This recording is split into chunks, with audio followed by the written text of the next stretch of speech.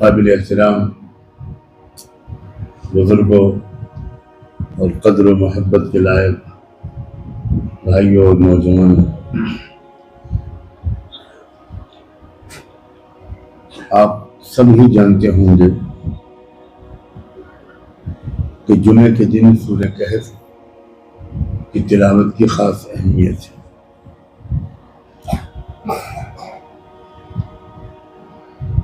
آج کی اس مجلس میں کوشش کروں گا کہ سورہ کہف کے مضامین کا خلاصہ، اس کے پیغام کا خلاصہ پیش کروں۔ یہ بات بھی شاید آپ اکثر لوگ جانتے ہیں کہ رحمت دو عالم صلی اللہ علیہ وآلہ وسلم نے بڑے صاف لفظوں میں یہ بات فرمائی ہے کہ ہر جمعے کو بند کیجیے موبائل۔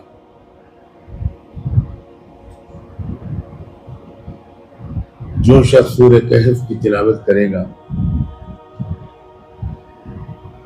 وہ دجال کے فتنے سے محفوظ رہے گا۔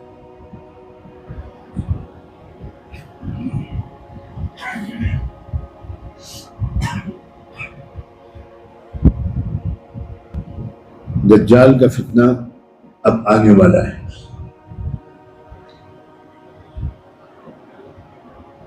بہت لمبی مدت اب باقی نہیں ہے۔ کئی علامتیں یہ بتاتی ہیں۔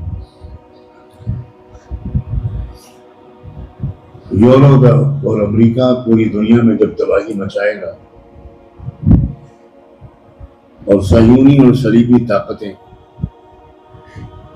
جب پوری دنیا میں ظلم کے سمندر بہائیں گی، دریا نہیں سمندر، اس وقت دجال آئے۔ پہلے دجال کا فتنہ کروڑوں انسانوں کو اپنی لپیٹ میں لے چکا ہوگا، جس میں کروڑوں مسلمان بھی ہوں۔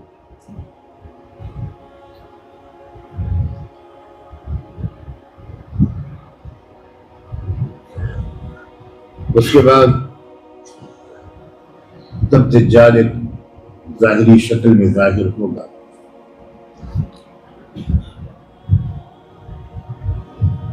جو لوگ دنیا کے حالات کو گہرائی سے جانتے ہیں اور قرآن کو بھی گہرائی سے سمجھتے ہیں، اور رحمت دو عالم صلی اللہ علیہ وآلہ وسلم نے آخری زمانے کے بارے میں جو اشارات فرمائی یا جو تفصیلات بیان فرمائی، جو لوگ ان سب چیزوں کو جانتے ہیں وہ یہ جانتے ہیں کہ اب دجال کا فتنہ دن بدن بڑھ رہا ہے، صہیونی اور صلیبی طاقتوں کے مظالم بڑھ رہے ہیں، مشرکین کا ظلم و ستم بڑھ رہا ہے، اور اب وہ وقت آ گیا جب ایمان والوں کی چھٹائی کی جائے، کون اصلی ایمان والے ہیں اور کون نقلی مسلمان ہیں۔ یہ بے فکری کے ساتھ کھانے کمانے کا دور نہیں ہے، یہ بہت فکر مندی کے ساتھ اپنے کو مکمل ایمان والا بنانے کی محنت کا دور ہے۔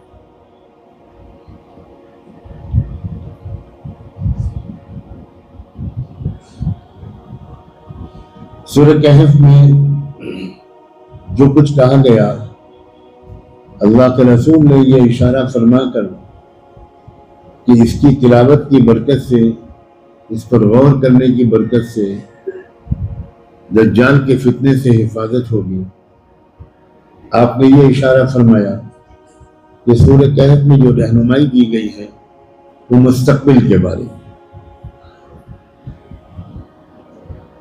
جبکہ سورہ کہف میں جو واقعات سنائے گئے ہیں اور جن واقعات کے ذریعے سے رہنمائی دی گئی ہے وہ سب ماضی کے دور کے واقعات۔ آج میں ان تینوں واقعوں کا مختصر تذکرہ کروں گا، اللہ آسان فرمائے۔ ایک واقعہ تو یہ ہے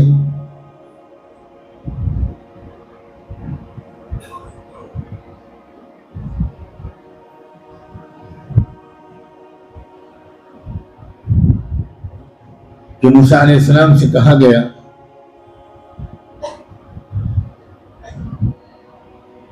کہ اصل حقیقت کو جاننے کے لیے ایک دوسرے علم کی ضرورت پڑتی ہے. دیکھنے میں کوئی چیز نظر کچھ آتی ہے، ضروری نہیں ہے کہ وہ چیز کی حقیقت وہی ہو جو وہ نظر آ رہی. بہت ممکن ہے بلکہ زیادہ تر ایسا ہوتا ہے کہ جو چیز جیسی نظر آتی ہے در حقیقت ویسی نہیں ہوتی، حقیقت اس کے کچھ خلاف ہوتی ہے. اور اکثر انسانوں کے پاس وہ نظر نہیں ہوتی کہ وہ چیزوں کی حقیقت کو پہچان لیں. اکثر انسان دھوکے میں آ جاتے.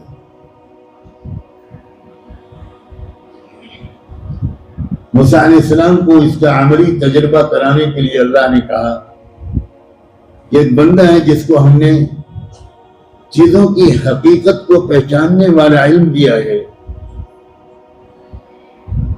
وہ علم اس علم رکھنے والوں کی صحبت سے ہی ملتا ہے، انہی کے ذریعے ملتا ہے، مشقت کے ذریعے ملتا ہے، قربانی دے کر ملتا ہے. وہ نظر جو حقیقت کو پہچان لے وہ نظر والوں کی صحبت اور توجہ ہی سے ملتی ہے. اس لیے تم اس بندے کو تلاش کرو جس کو ہم نے تمہارے ہی دور میں وہ علم دے رکھا ہے. جاؤ تلاش کرو، مشقت برداشت کرو اور اس سے وہ علم سیکھو.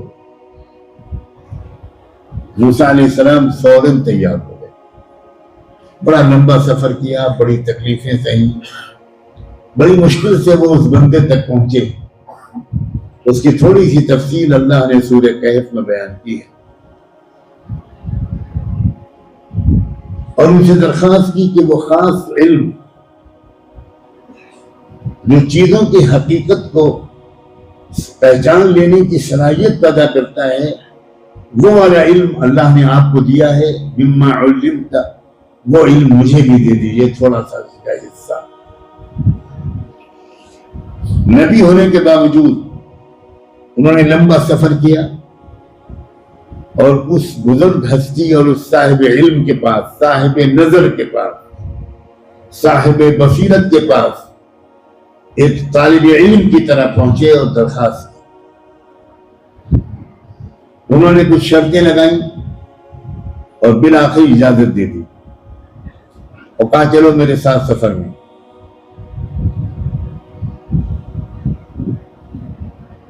اب سمندر کا سفر کرنا تھا. ایک کشتی والا تیار ہو گیا، اس کشتی پر دونوں سوار ہوئے اور سمندر کا سفر کر کے دوسرے کنارے پہنچے. دوسرے کنارے پہ پہنچتے یا پہنچنے کے فوراً بعد یا پہنچنے سے ذرا پہلے یہ جو بزرگ تھے جن کے پاس موسیٰ علیہ السلام وہ خاص سمجھداری، وہ خاص نظر اور علم لینے کے لیے گئے تھے، سیکھنے کے لیے گئے تھے، انہوں نے ایک عجیب کام کیا کہ اس کشتی میں سوراخ کر دیا. موسیٰ علیہ السلام کو سمجھ میں نہیں آیا کہ یہ کیا ہوا. انہوں نے پوچھا کہ اس کشتی میں خرابی آ جائے گی اور جو سوار ہوگا وہ ڈوب جائے گا، اس لیے کہ پانی اندر آ جائے گا.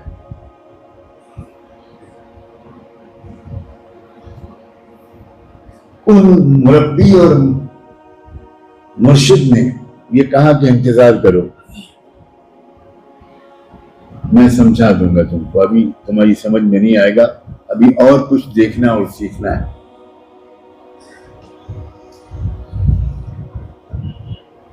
سفر جاری رہا غیر ضروری تفصیلات قرآن بیان نہیں کرتا. اب ایک عجیب و غریب واقعہ ہوا، ناقابل برداشت، ناقابل فہم. ایک چھوٹا بچہ نظر آیا، ان بزرگ نے اس بچے کو قتل کر دیا.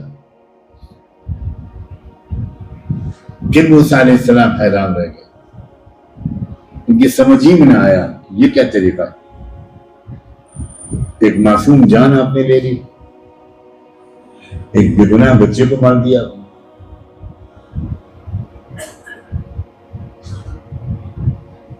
پھر انہوں نے یہ جواب دیا، ابھی انتظار کرو،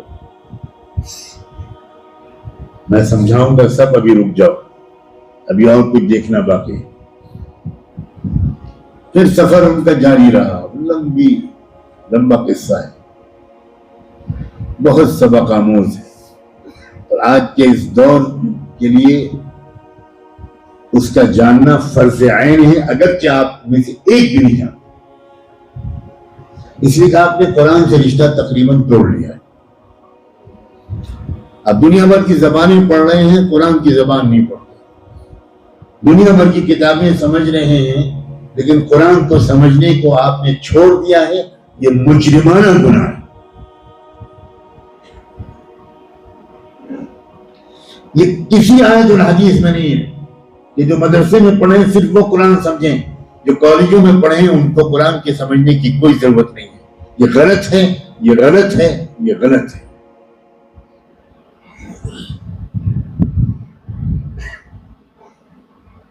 تیسرا واقعہ اور عجیب پیش آیا. یہ لوگ جو سفر پر نکلے تھے دونوں، یہ راستے میں اپنے کھانے پینے کا سامان لے کر نکلے تھے، لیکن سفر لمبا ہو گیا اور ایک وقت آیا کہ جو کچھ لے کر نکلے تھے وہ ختم ہو گیا. تو ایک علاقے میں یہ لوگ داخل ہوئے. اس علاقے کے لوگوں سے انہوں نے کہا کہ بھئی ہم لوگ مسافر ہیں، علم کی راہ میں نکلے ہیں، ہمارے پاس جو کچھ کھانے پینے کا سامان تھا وہ ختم ہو گیا، آپ ہمارے کچھ کھانے کا انتظام کریں. لیکن عجیب علاقے کے لوگ تھے، انہوں نے صاف انکار کر دیا، جی نہیں، کچھ نہیں، ہم آپ کو کچھ نہیں کھلائیں. مجھے امید ہے کہ جموں کے لوگ ایسے نہیں، کوئی جواب نہیں دے رہا ہے. اس کا مطلب ہے کہ ایسے ہی. بہرحال میرے ساتھ تو لوگ ہیں، وہ مجھے بھوکا نہیں رکھے. کیوں مفتی صاحب؟ ٹھیک ہے نا، بس اب مجھے اطمینان ہے. اللہ والے کہہ رہے ہیں کہ نہیں، آپ بھوکے نہیں رہیں. صاف انکار کر دیا. لکھنوی انداز سے معذرت بھی نہیں کی، صاف انکار کر دیا کہ فَأَبَوْا أَن يُضَيِّفُوهُمَا. مگر اس بدسلوکی کے باوجود یہ جو صاحب تھے بزرگ، عجیب علم رکھنے والے، عجیب نظر رکھنے والے، ان کی نظر پڑی ایک دیوار ہے جو تقریباً گرنے والی ہے. وہ رک گئے اور اس دیوار کو ریپیئر کر کے، مرمت کر کے پوری دیوار کو کھڑا کر دیا. موسیٰ علیہ السلام تو یوں ہی ناراض تھے ان نالائقوں سے کہ جنہوں نے ایک وقت کی روٹی نہیں کھلائی. تو موسیٰ علیہ السلام نے کہا کہ ان کمبختوں نے تو ایک وقت کا کھانا نہیں کھلایا، اور آپ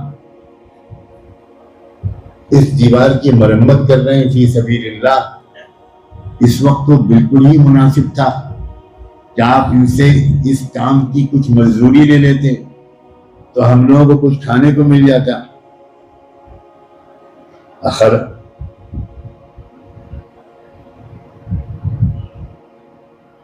تو ان بزرگ نے کہا کہ اچھا اب ہم تم کو سمجھاتے ہیں پوری بات شروع سے آخر تک. یہ جو میں نے کشتی میں سوراخ کر دیا تھا اس کی ایک وجہ تھی. جس ساحل پر ہم اترے ہیں اس ساحل پر جس بادشاہ کی حکومت تھی، دو بادشاہ آپس میں لڑ رہے تھے، دو حکومتیں، دو فوجیں لڑ رہی تھیں، اور لڑائی میں بحری کشتیوں کی ضرورت تھی۔ تو ایک بادشاہ نے یہ اعلان کر دیا تھا اپنی فوج کو کہ جاؤ ساحل پر، اور جو جہاز یا کشتی تم کو صحیح سالم ملے اس کو سرکار کے حق میں ضبط کر۔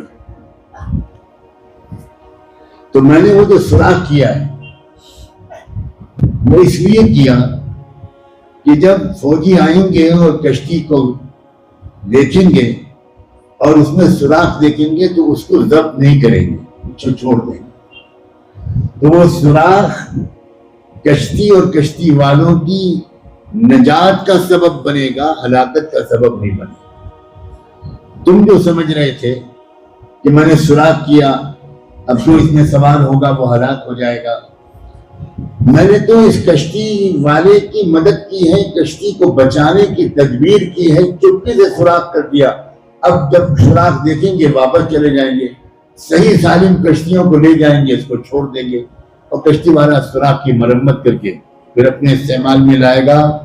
تو جو کچھ نظر آتا ہے وہ کچھ اور ہے، جو اس کے پیچھے پردے کے پیچھے حقیقت میں ہوتا ہے وہ کچھ اور ہے، لیکن ہر آدمی کے پاس یہ سمجھ نہیں ہے۔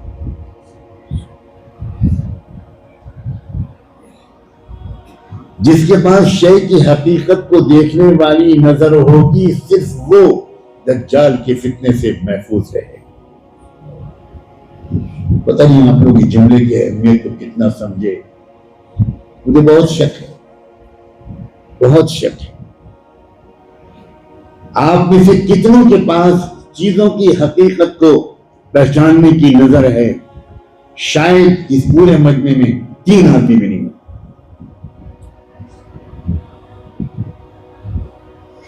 دوسرا واقعہ، بچے کو قتل کر دینا تو واقعی اس سے بھی زیادہ عجیب و غریب۔ اب انہوں نے سمجھایا کہ موسیٰ سنو، مجھے اللہ نے یہ بات بالکل صاف صاف بتا دی کہ یہ بچہ بڑے ہو کر اپنے ماں باپ کو ستائے گا، نافرمان بنے گا، بدتمیزی کرے گا، بے ادبی کرے گا، دل دکھائے گا، کہنا نہیں مانے گا۔ تو مجھے اللہ نے یہ اشارہ دیا، میرے علم نے مجھے یہ اشارہ دیا، فَأَرَدْنَا يُبْدِلَهُمَا رَبُّهُمَا خَيْرًا مِنْهُ زَكَاةً وَأَقْرَبَ رُحْمًا۔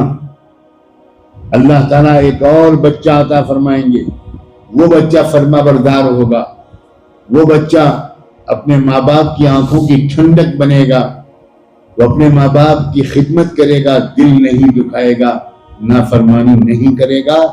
اس بچے سے ماں باپ کو تکلیف پہنچنے والی تھی، اور جو بچہ اب اللہ ان کو دیں گے اس سے ماں باپ کو راحت ملے گی۔ بڑا سبق ہے۔ ایک تعلیم کا نظام وہ ہے، ایک ایجوکیشنل سسٹم وہ ہے جس سے بچے اپنے ماں باپ کے فرما بردار بنتے ہیں، اپنے ماں باپ کے سامنے آواز کو ہلکا رکھتے ہیں، نگاہوں کو نیچا رکھتے ہیں، بلند آواز میں اپنے ماں باپ سے بات نہیں کرتے، بدتمیزی اور نافرمانی کا تو کوئی تذکرہ ہی نہیں کرنا چاہیے، سر جھکائے رہتے ہیں، آنکھوں کی ٹھنڈک بنے رہتے ہیں۔ سعادت مند اولاد ہوتی ہے، سعادت مند لڑکے اور سعادت مند لڑکیاں۔ یہ اشارہ کیا ہے اللہ نے سورہ کہف میں، فتنہ دجال کے دور میں جو ایجوکیشنل سسٹم چلے گا وہ اکثر و بیشتر اولادوں کو نافرمان بنائے گا، اکثر و بیشتر اولادوں سے ان کے ماں باپ کو تکلیف پہنچے گی، اکثر و بیشتر شوہر بیویوں کی طرفداری کریں گے، ماں باپ کی مخالفت کریں گے، اکثر و بیشتر ماں باپ کا ادب کا رواج ختم ہو جائے گا، بدتمیزی سے پیش آئیں گے، بے ادبی سے پیش آئیں گے، اونچی آواز میں بات کریں گے۔ اس واقعے کے ذریعے سبق ملا، اس نظام تعلیم کو چھوڑ کر تم کو ایسا تعلیم و تربیت کا نظام قائم کرنا چاہیے جس سے ادب کرنے والے نوجوان پیدا ہو، بزرگوں کا احترام کرنے والے، ماں باپ کا کہنا ماننے والے، ماں باپ کا بڑھاپے میں ہاتھ بٹانے والے، ماں باپ کی خدمت کرنے والے، ماں باپ کا ادب اور احترام کرنے والے اولاد تیار ہے۔ ہر شخص جانتا ہے۔ میں چیلنج کرتا ہوں، یہ بات ہر خاص و عام کو یہ بات معلوم ہے کہ اگر مجموعی اعتبار سے دیکھا جائے، افراد دونوں طرف مستثنی ہو سکتے ہیں۔ مدرسوں میں پڑھنے والے بچے اپنے ماں باپ کا ادب زیادہ کرتے ہیں، احترام زیادہ کرتے ہیں، خدمت زیادہ کرتے ہیں، ان کی خوشی کا لحاظ زیادہ کرتے ہیں، اور کالجوں اور یونیورسٹیوں میں پڑھنے والے بچوں میں ایسے بچوں اور بچیوں کی تعداد کم ہے۔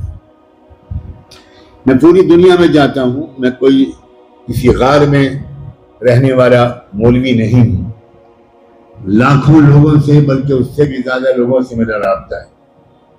ہزاروں ہزار اور لاکھوں ماں باپ خون کے آنسو روتے ہیں کہ ہم نے اپنے زیور بیچ کر بچوں کو پڑھایا، کیا کیا تکلیفیں جھیلی، کس طرح بچے کو امریکہ بھیجا اور یہاں بھیجا اور وہاں بھیجا۔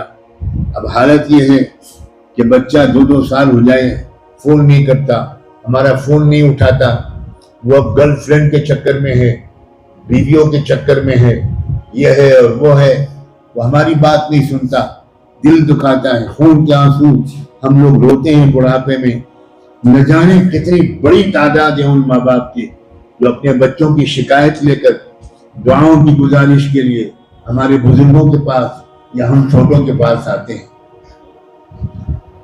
مدرسوں کے فارغین کے ماں باپ میں بھی کچھ لوگ ایسے ہوتے ہیں، لیکن ان کی تعداد انگلیوں کو گنے جانے کے لائق ہوتی ہے۔ عام طور سے مدرسوں کے پڑھنے والے بچے وہ اپنے ماں باپ کے فرما بردار ہوتے ہیں۔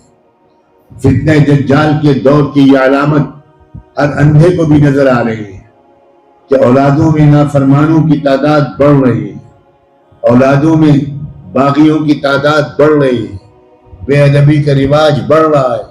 ماں باپ کا وہ ادب و احترام جو ہماری اسلامی تہذیب کا حصہ تھا اور حصہ ہے، ماں باپ کی وہ خدمت، ماں باپ کی آنکھوں کی ٹھنڈک بننے کا شوق، ماں باپ کے پیر دبانا، ماں باپ کے سر میں تیل لگانا، یہ ہے اسلامی تہذیب۔ کالجوں میں پڑھنے والے لڑکے اور لڑکیوں میں چیلنج کے ساتھ کہتا ہوں، افسوس اور دکھ اور غم کے ساتھ کہتا ہوں، ماں باپ کی خدمت کرنے والے لڑکوں اور لڑکیوں کی تعداد دن بدن گھٹ رہی۔ میرے عزیز نوجوانوں، ہمیں ڈاکٹروں کی بھی ضرورت ہے، ہمیں انجینئرز کی بھی ضرورت ہے، ہمیں لائرز کی بھی ضرورت ہے، ہمیں جرنلسٹوں کی بھی ضرورت ہے، ہمیں اسپورٹس مین کی بھی ضرورت ہے، لیکن یہ ہم چاہتے ہیں کہ ہر ڈاکٹر بعد میں ہو، مسلمان پہلے ہو، اپنے ماں باپ کا سعادت مند اولاد پہلے ہو، انجینئر بعد میں ہو، سعادت مند اولاد پہلے ہو۔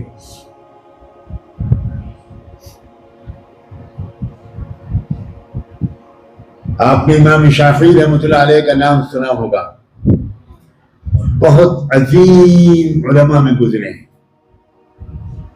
اتنے بڑے عالم تھے وہ کہ ان کے بارے میں میرے جیسا طالب علم یقین سے کہہ سکتا ہے کہ اگر وہ پچھلی قوموں میں ہوتے تو اپنے وقت کے نبی ہوتے، یہ مقام تھا ان کا۔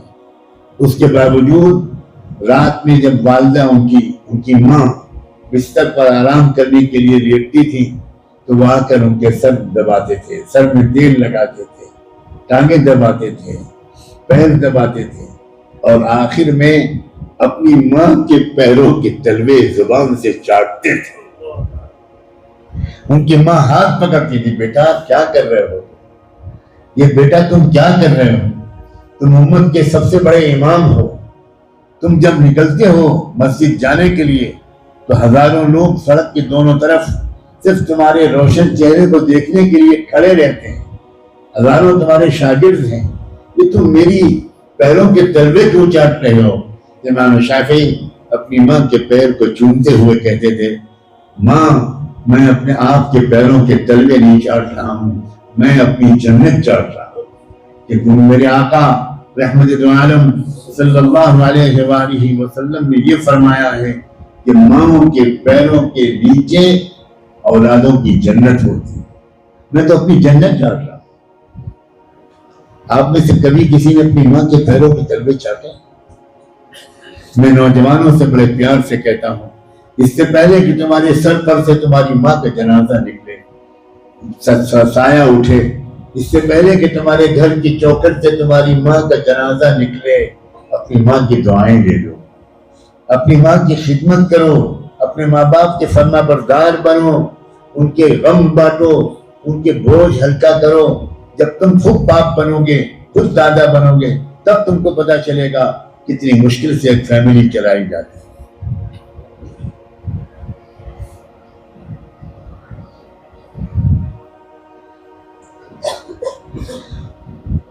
اس بچے کو قتل کر کے، یہ تمثیلی واقعہ عجیب و غریب ہے، یعنی یہ ضروری نہیں ہے کہ وہ واقعی انسان کا بچہ ہو سکتا ہے اللہ نے ایک سایہ بھیج دیا ان انسان کی شکل میں، اور اس تربیت کی وجہ سے انہوں نے اس سائے کو قتل کر کے دکھایا موسیٰ کو، اور یہ سمجھانے کے لیے کہ ایک نظام تعلیم بچوں کو نافرمان بنائے گا، ایک نظام تعلیم بچوں کو فرما بردار بنائے گا۔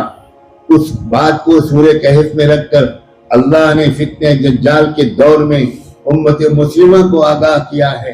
تم خود سوچو، تم کس ادارے میں پڑھو گے، کس ایجوکیشنل سسٹم سے زیادہ فائدہ اٹھاؤ گے، کس ایجوکیشنل سسٹم کو بہت اہمیت دو گے، کس ایجوکیشنل سسٹم کو حقیر سمجھو گے۔ ہمارے کچھ پڑھے لکھے جاہل مدرسوں کو حقیر سمجھتے ہیں۔ میں جانتا ہوں مدرسوں کے نظام تعلیم میں کچھ ترقی کی ضرورت ہے، کچھ اضافے کی ضرورت ہے، اور میں اس میں دن رات لگا ہوا ہوں، اور میں نے اپنی بساط کے مطابق ایک ایسا ادارہ قائم کیا ہے جس کے بارے میں میری امید اور دعا ہے ڈرتے ڈرتے کہ اللہ اس کو آگے کے دور میں مدارس کے لیے ایک نمونے کا مدرسہ بنا دے، ایک نمونے کا ادارہ بنا دے۔ میں نہیں کہتا کہ ہر مدرسے میں ماڈرن ایجوکیشن ہونی چاہیے، لیکن میں یہ ضرور کہتا ہوں کہ کچھ اداروں کے اندر دونوں تعلیمیں ہونی چاہیے، مگر روحانی تربیت کے ساتھ، اخلاقی تربیت کے ساتھ، نفلی روزوں اور تہجد تک کے اہتمام کے ساتھ۔ تیسرا واقعہ،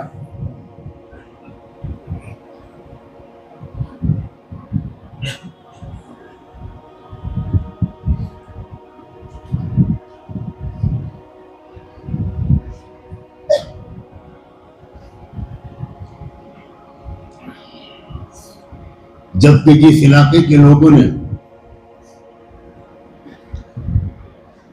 حضرت موسیٰ علیہ السلام اور ان کے معلم کو ایک وقت کا کھانا کھلانے سے انکار کر دیا تھا، اس کے باوجود اسی علاقے میں ایک گرتی ہوئی دیوار کو ریپیئر کر کے پھر سے کھڑا کر دیا۔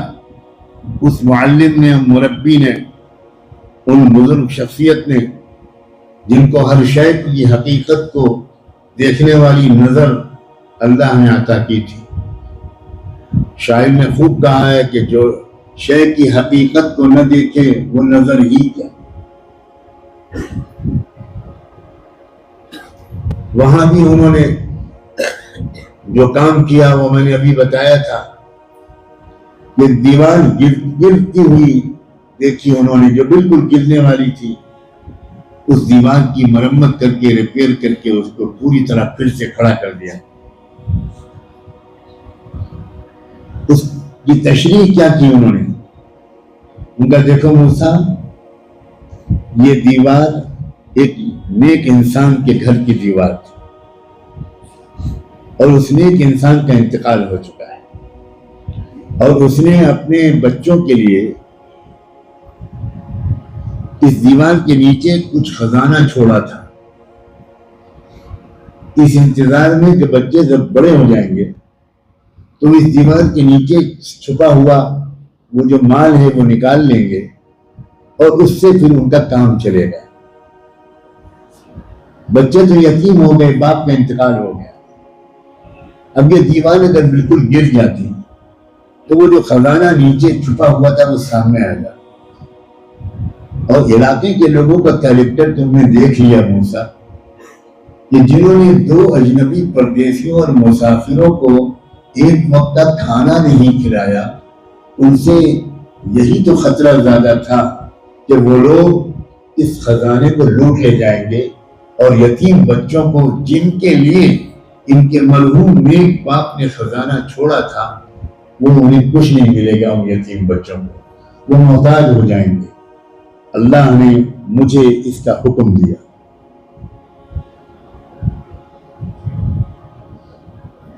اللہ نے میرے دل میں یہ بات ڈالی کہ میں اس دیوار کی مرمت کر کے اس کو کھڑا کر دوں، اور جب بچے بڑے ہو جائیں گے تو وہ بچے اس دیوار کے نیچے سے اس خزانے کو نکال لیں گے۔ ابھی بچے چھوٹے ہیں، میں ان کو یہ خزانہ ان کے حوالے نہیں کر سکتا، ابھی چھوٹے ہیں، یہ اس کو سنبھال نہیں پائیں گے، لوگ چھین لیں گے۔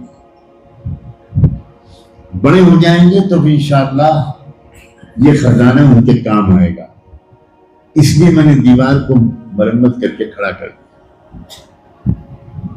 کتنا بڑا سبق! یہ بلا وجہ کی کہانیاں نہیں ہیں قرآن میں، قرآن میں ایک لفظ بھی بلا وجہ نہیں ہے کہ کوئی ایسا کہانی سنا رہا ہو کہ ایک دیوار تھی وہ گر رہی تھی، ایک بابا نے اس دیوار کی مرمت کر کے کھڑا کر دیا۔ لا حول ولا قوت الا باللہ۔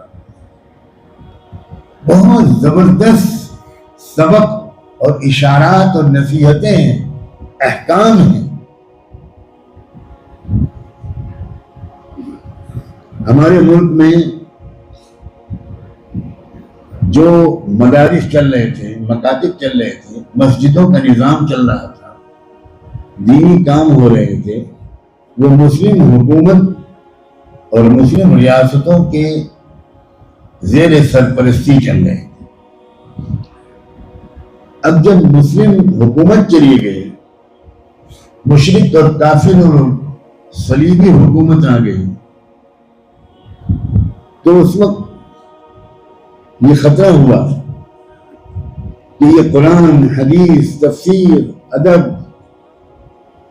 اسلامی تہذیب، اسلامی لٹریچر، اسلامی علوم، یہ پورا خزانہ لٹ جائے گا، جیسے اسپین میں لٹ چکا ہے۔ میں اس امید پر یہ مضمون بیان کر رہا ہوں کہ آپ میں پڑھے لکھے لوگوں کی تعداد زیادہ ہوگی، آپ سمجھ جائیں گے انشاءاللہ۔ میں بالکل عوامی سطح کی وہ باتیں نہیں کر رہا ہوں جو آپ روز سنتے رہتے ہیں، اور مجھے اپنے علماء سے یہ گزارش کرنی ہے کہ اپنے بیانوں کی سطح کو بڑھائیے۔ امت اکتا گئی ہے آپ کی زبان سے ایک ہی مضمون کو بار بار سنتے سنتے۔ آپ کی ذمہ داری ہے کہ امت کی عقلی سطح بڑھے، امت کی فکری سطح بڑھے، امت کے حوصلے بڑھیں، امت کے عزائم بڑھیں۔ اس لیے آپ کو نت نئے قرآنی مضامین عوام کے سامنے رکھنے ہوں گے، ورنہ عوام دلچسپی کھوتے چلے جا رہے ہیں بزرگوں کے بیانوں سے، ان کو انٹرسٹ ہی نہیں ہے۔ وہ سمجھتے ہیں کہ یہ لوگ جو باتیں کرتے ہیں وہ ریلیونٹ نہیں ہیں۔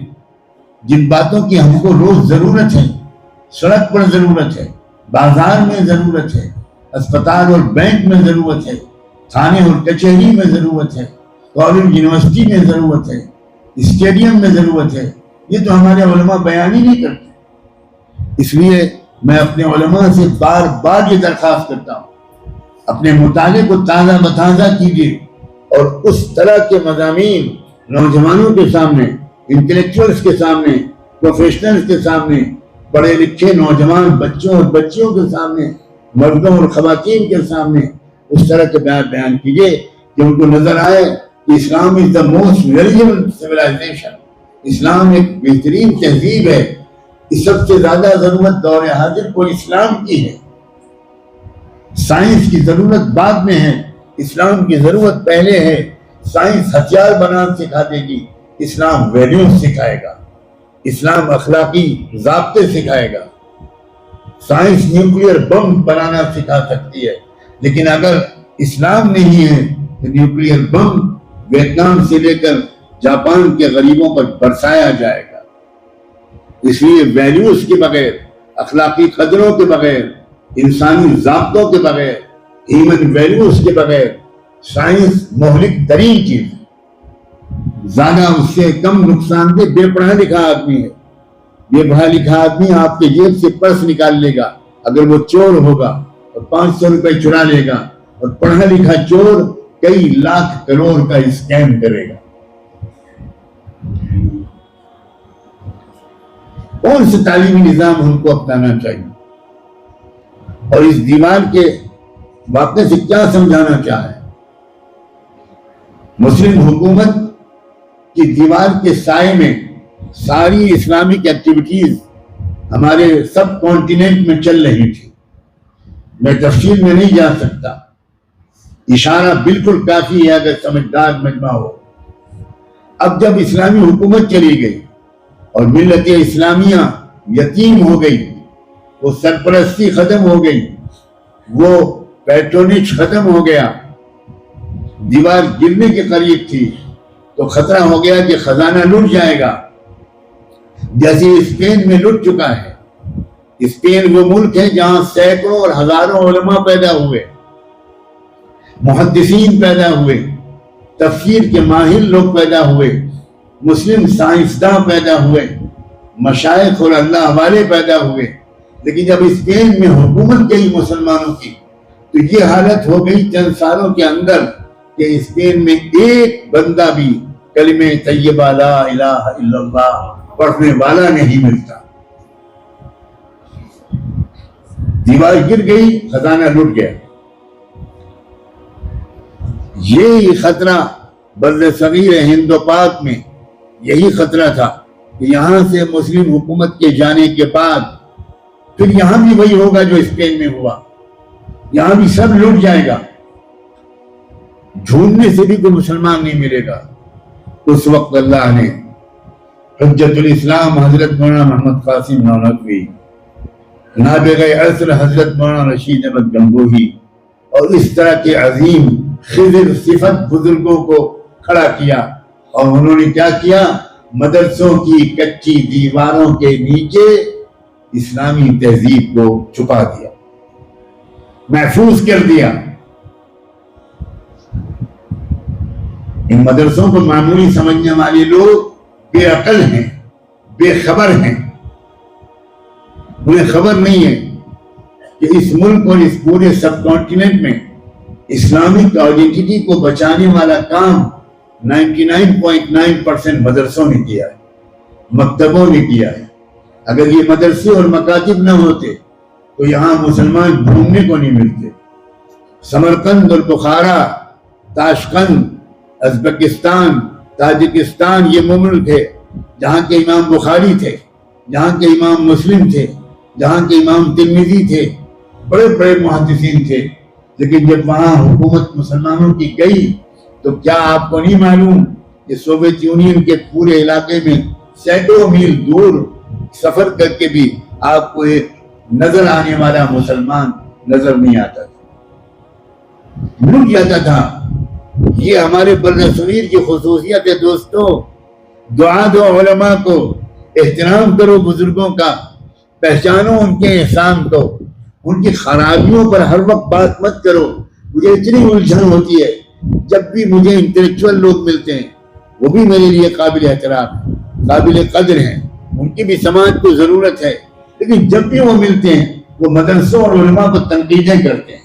انہیں کچھ خبر نہیں ہے کہ مدرسوں اور علماء نے ریسورسز کی کمی کے باوجود، وسائل کی کمی کے باوجود اپنی کچی عمارتوں میں اور کچھ کیا ہو نہ کیا ہو، اسلامک آئیڈینٹی کو بچایا ہے۔ اسلامی شناخت کو بچانا یونیورسٹیوں کا کارنامہ نہیں ہے، کالجوں کا کارنامہ نہیں ہے، مسجدوں کا آباد کرنا کالجوں کا کارنامہ نہیں ہے۔ ہمیں پروفیشنلز کی ضرورت ہے، ہمیں کالجوں کی ضرورت ہے، ہمیں یونیورسٹیز کی ضرورت ہے، ہمیں ڈاکٹرز کی ضرورت ہے، ہمیں انجینئرز کی ضرورت ہے۔ میں کچھ اور بات کہہ رہا ہوں، خدا کرے میں کہہ سکوں اور آپ سمجھ سکیں۔ اصل لڑائی اس ملک میں آئیڈینٹی کی لڑائی ہے، شناخت کی لڑائی ہے، اصل لڑائی اور کوئی نہیں ہے۔ اکنامک لڑائی بعد میں ہے، پولیٹیکل لڑائی بعد میں ہے۔ ساری لڑائیوں کا مقصد یہ ہے کہ مسلمان نہ رہے۔ مسجدیں شہید کی جا رہی ہیں، مشرکوں کی عبادت گاہیں بنائی جا رہی ہیں، کیا یہ نہیں ہو رہا ہے؟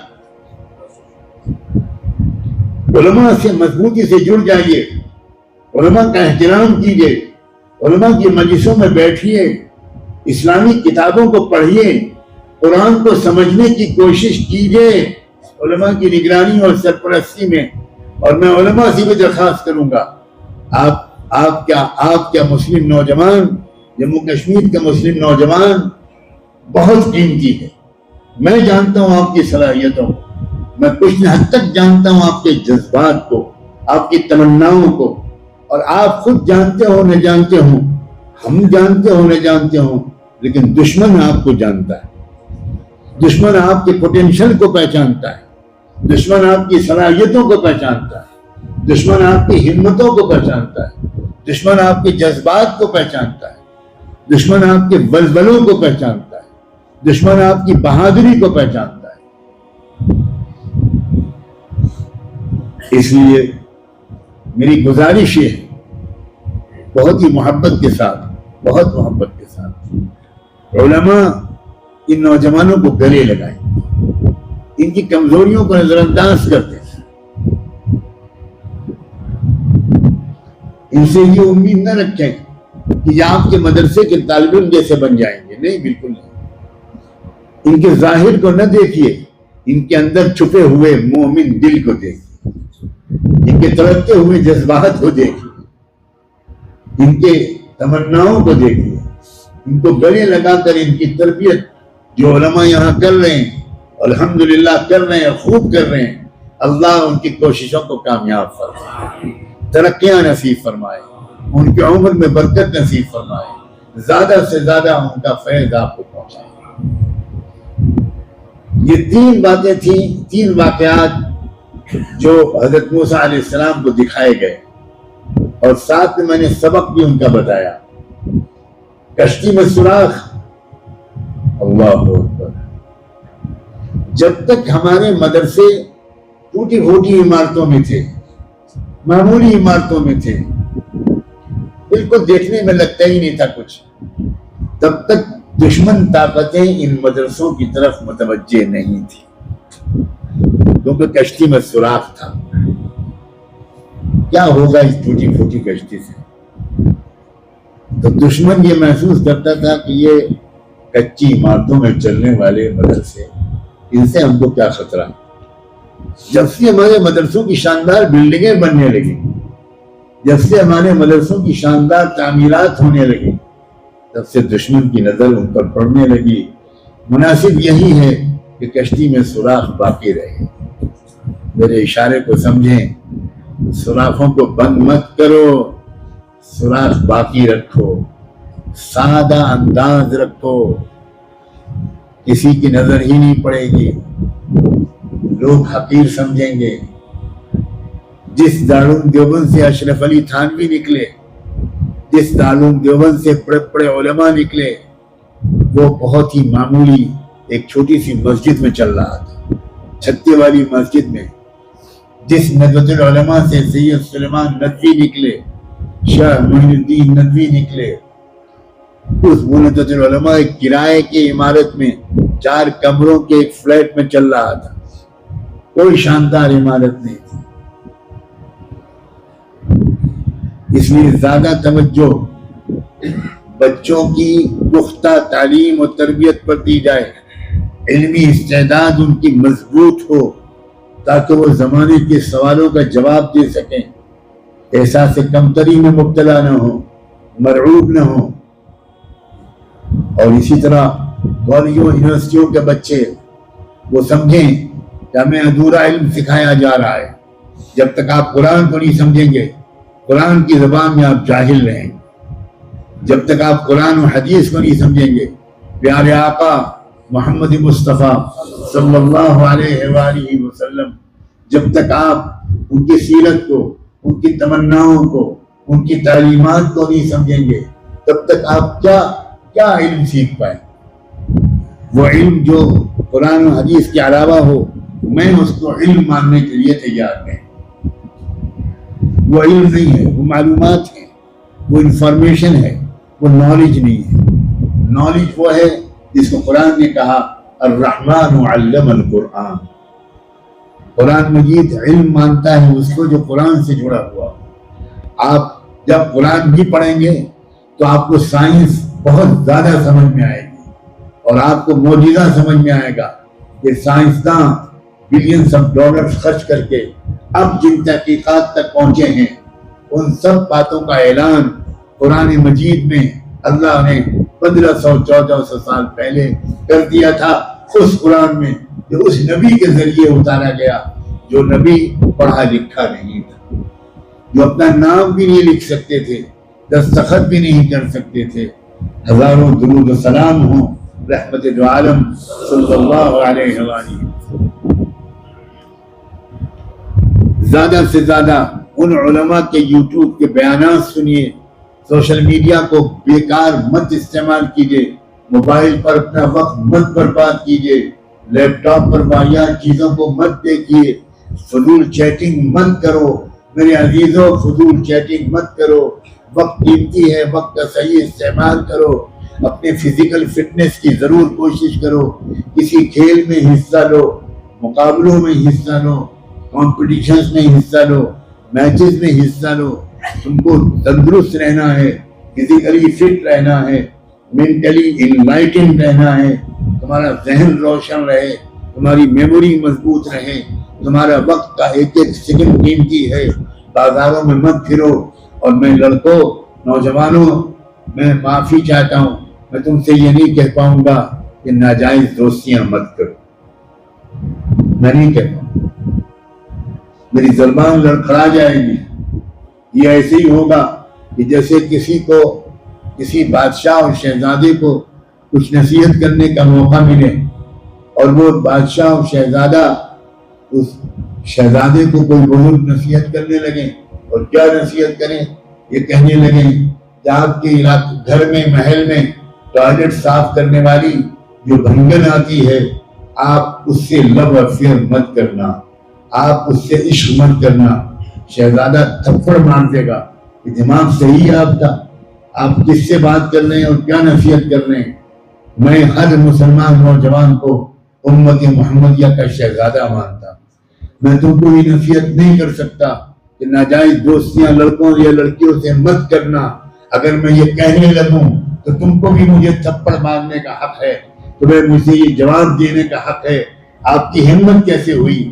ہم سرکار دو عالم کے امتی ہیں, کیا آپ ہم سے اتنی ذلیل حرکت کی امید کرتے ہیں؟ جب ہم کسی لڑکی سے محبت کریں گے, ناجائز محبت کریں گے, موبائل پر باتیں کریں گے, میسیجز ایکسچینج کریں گے, کیا آپ ہم سے یہ امید کرتے ہیں کہ ہم چیٹنگ کریں گے رات میں 2 بجے رات تک؟ آپ مجھے جواب دیں گے میرا نام ابو بکر ہے, میرا نام عمر ہے, میرا نام خالد ہے, میرا نام ابو سعید ہے, میرا نام زین العابدین ہے, میرا نام حسن اور حسین ہے. آپ کیسے مجھ سے یہ امید کر سکتے؟ بالکل صحیح ہے, بالکل صحیح ہے کہ کوئی حق نہیں ہے مجھ جیسے کو تم جیسوں کے بارے میں اس طرح کی پست امیدیں کرنا. میں شکر گزار ہوں اس مسجد کی انتظامیہ کا کہ انہوں نے مجھے یہاں آ کر نماز پڑھنے اور اپنے دل کا کچھ درد اس پیارے مجمع کے سامنے رکھنے کا موقع عنایت فرمایا. دل سے دعا ہے اللہ آپ کی جوانیوں کو بے داغ رکھے, آپ کو صحیح راستے پر ثابت قدم رکھے, آپ کو زمانے کی برائیوں سے بچائے رکھے, فتنہ دجال سے محفوظ رکھے, اور دجال کے مقابلے کے لیے حضرت عیسیٰ اور امام مہدی کی قیادت میں جو فوج تیار ہو رہی ہے, اللہ ہم سب کو اس فوج میں شامل نکال کے باہر نہ کر دے. بڑا خطرہ ہے کیونکہ چھٹائی ہو رہی ہے.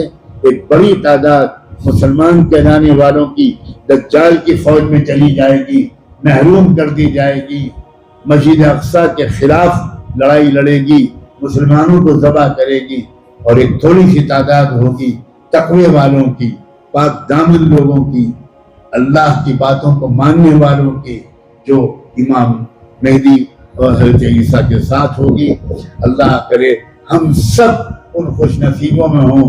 ہمارے بھائی بہن, ہماری اولادیں, ہمارے والدین, ہمارے دوست, ہمارے دور اور قریب کے رشتے دار کوئی دجال کی طرف نہ بھیجا جائے، ہر ایک کی شرکت امام مہدی اور حضرت عیسیٰ کے ساتھ ہو۔ میں سمجھتا ہوں جو بات ابھی اسی مسجد میں داخل ہوتے وقت میرے دل میں ایک مضمون آیا کہ میں سورہ کہف کا ایک خلاصہ اس پیارے مسجد میں مجمع کے سامنے پیش کروں، امید ہے کہ ضروری حد تک میں اس بات کو پیش کر چکا ہوں گا۔